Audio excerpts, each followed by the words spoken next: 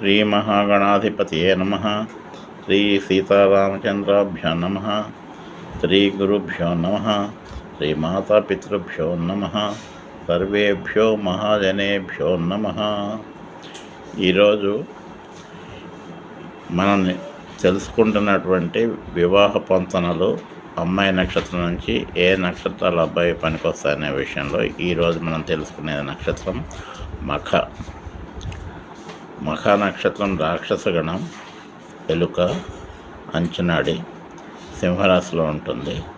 ఈ సింహరాశికి 6వ రాశి అయినటువంటి మకర రాశి, మకర రాశిలో ఉండే నక్షత్రాలు మకర లగ్నం ఏ విషయంలోనే ఉపయోగించకూడదు.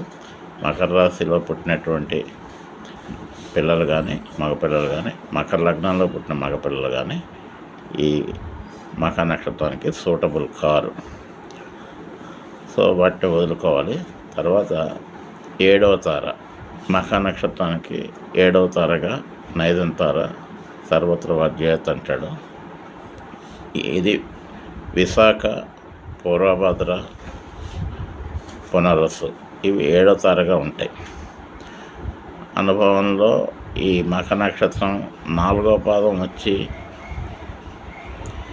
విశాఖ 1వ పాదం ఉంటే ఇది పాదం నుంచి పాదానికి లెక్కెట్టినప్పుడు కొన్ని వేళల్లో ఈ నక్షత్రం అనుకూలత ఉండొచ్చు. కానీ సర్వసాధారణంగా వాళ్ళు మన పూర్వీకులు అంటే నక్షత్రం నుంచి నక్షత్రానికి 7వ తార వదిలేయమని చెప్తున్నారు. కాబట్టి ఈ 3 నక్షత్రాలు పునరసు, పూర్వభద్ర, విశాఖ వీటిని వదిలివేయవలసి ఉంటుంది. వివాహ విషయంలో అమ్మాయి నక్షత్రం మఖ అయినప్పుడు ఈ అబ్బాయి నక్షత్రం కాకూడదు.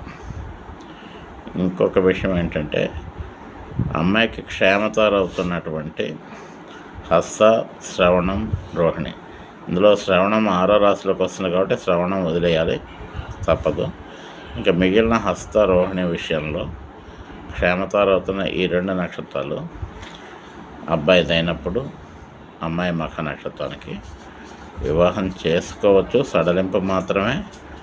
ఈ నక్షత్రం గల మగపిల్లలకి వాళ్ళు 1 గ్రామ్ గోల్డ్ లేదంటే వాళ్ళకి వాళ్ళ స్థోమత కొలిది బంగారం దానం ఇచ్చి వివాహ సమయంలో, ముహూర్త సమయంలో వివాహం చేసుకోవచ్చని, తప్పనిసరి పరిస్థితిలో చేసుకోవాల్సిన పరిస్థితుల్లో మాత్రమే ఈ సడలింపును ఉపయోగించుకోవాలని చెప్పడం జరిగింది. ఇంకా ఈ నక్షత్రం రాక్షసగణం అవడం వల్ల యాక్చువల్గా తక్కువ నక్షత్రాలు అనుకూలత ఉంటాయి. పనికొచ్చే నక్షత్రాలు చాలా ఉన్నాయి. పర్ఫెక్ట్గా పనికొచ్చే నక్షత్రాలు ఏంటంటే పుబ్బ,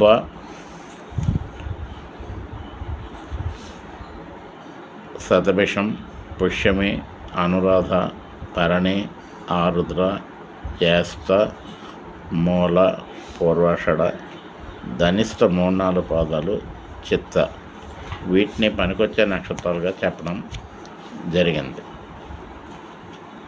అమ్మాయిది రాక్షసగణం అవుతూ అబ్బాయిది మనుష్యగణం పనికిరాదని కొన్ని చోట్ల ఉన్న కారణంగా ఇందులో చెప్పినటువంటి భరణి, పుబ్బ, పూర్వాషాఢాల విషయంలో కొంత జాగ్రత్త వహించాలి. వాళ్ళు పనికొస్తుందని రాసినప్పటికీ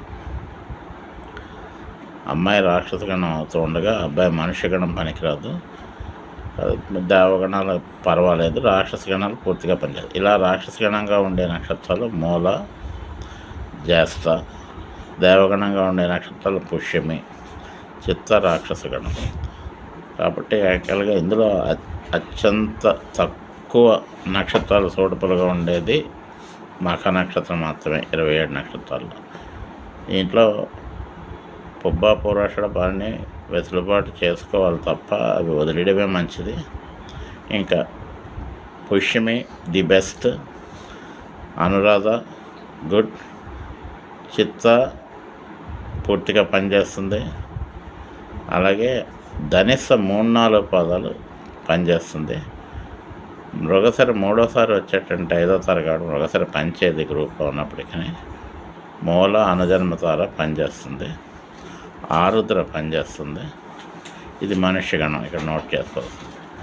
శతభిషం, చిత్త, ధనిష్ట 3-4 పాదాలు, మూల, పుష్యమి ఈ 5 నక్షత్రాల్లో అల్టిమేట్గా మఖకి పుష్యమి మంచిది. మిగతా వాటిని అంటే పుష్యమి నక్షత్రాన్ని ఎంచుకోవడం మంచిది. మక కొంచెం కాంప్లికేటెడ్ స్టార్ అయినప్పటికీ ఈ సూచన ఫాలో అవ్వడం మంచిది. నమస్కారం.